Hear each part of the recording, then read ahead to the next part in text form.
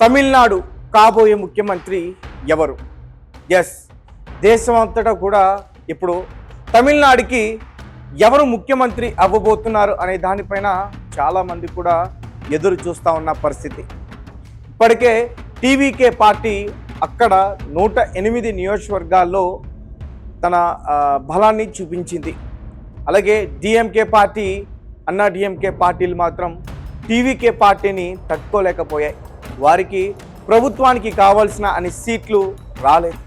అలాగే TVK party గెలిచింది కానీ ప్రభుత్వాన్ని ఏర్పాటు చేసుకునే సీట్లు కూడా రాలేదు. కేవలం 108 సీట్లు రావడం వల్ల మెజార్టీని గవర్నర్ దగ్గర ప్రూవ్ చేసుకోవాలి.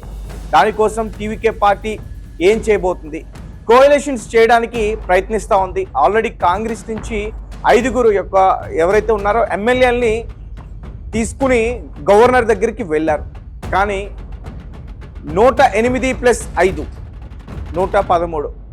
అయితే ఒకటి మైనస్ చేయాలి. ఎందుకంటే దళపతి విజయ్ 2 నియోజకవర్గాల నుంచి పోటీ చేశాడు కాబట్టి ఒక చోట అతను రాజీనామా చేస్తాడు.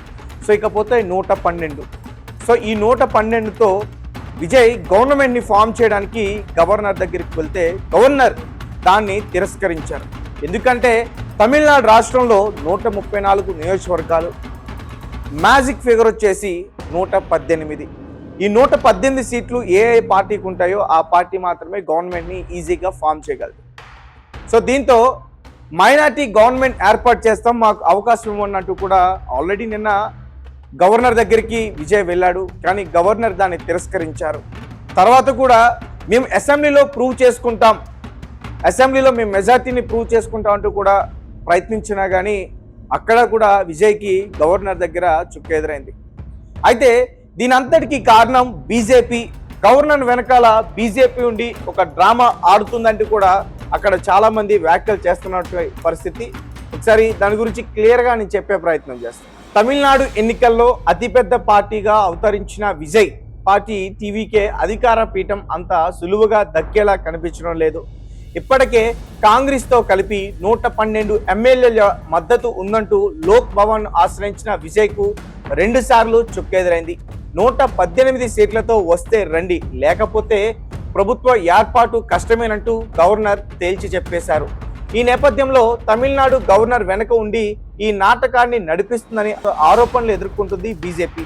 అలాగే దీనిపైన స్పందించారు కూడా. తమిళనాడు గవర్నర్ ఇంకా టీవీకే పార్టీని ప్రభుత్వాన్ని ఏర్పాటు చేయమని ఆహ్వానించినప్పటికీ అంతా ప్రజాస్వామ్యబద్ధంగానే జరుగుతుందని బీజేపీ అధికార ప్రతినిధి నారాయణన్ తిరుపతి పేర్కొన్నారు.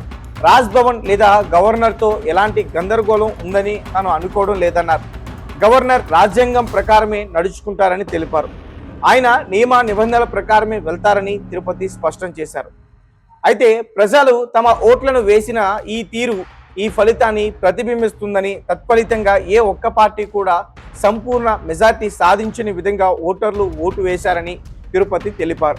మన రాజ్యాంగ చట్ట ప్రకారం అత్యధిక సీట్లు, ప్రత్యేకంగా మొత్తం సీట్లలో సగానికి పైగా గెలుచుకుని అవసరమైన మద్దతు పొందిన పార్టీ ప్రభుత్వాన్ని ఏర్పాటు చేయడానికి అర్హత పొందుతుందని, అయితే దురదృష్టవశాత్తు ఈ సందర్భంలో ఏ పార్టీ కూడా మెజార్టీ సాధించలేదని నారాయణన్ తిరుపతి తెలిపారు. తద్వారా మెజార్టీ లేని విజయ్కు గవర్నర్ అవకాశం ఇవ్వబోరని తేల్చి చెప్పేసినట్లు అయింది.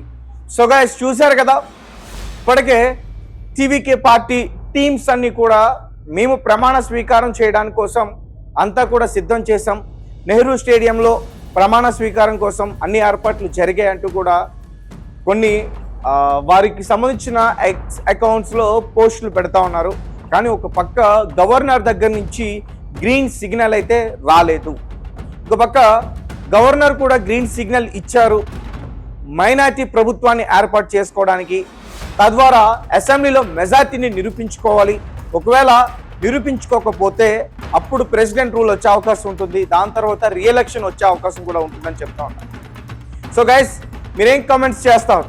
విజయ్ సీఎం అవుతాడంటారా? సీఎం కుర్చీ విజయ్కి దక్కుతుందా, లేకపోతే ప్రెసిడెంట్ రూల్ వచ్చే అవకాశం ఉందా? ఒకవేళ ప్రెసిడెంట్ రూల్ వస్తే మాత్రం ఖచ్చితంగా రీఎలక్షన్ వచ్చే అవకాశం ఉంటుంది. దానికోసం 2 నెలలు టైం కూడా పట్టే అవకాశం కూడా ఉంది. కమెంట్స్ చేయండి.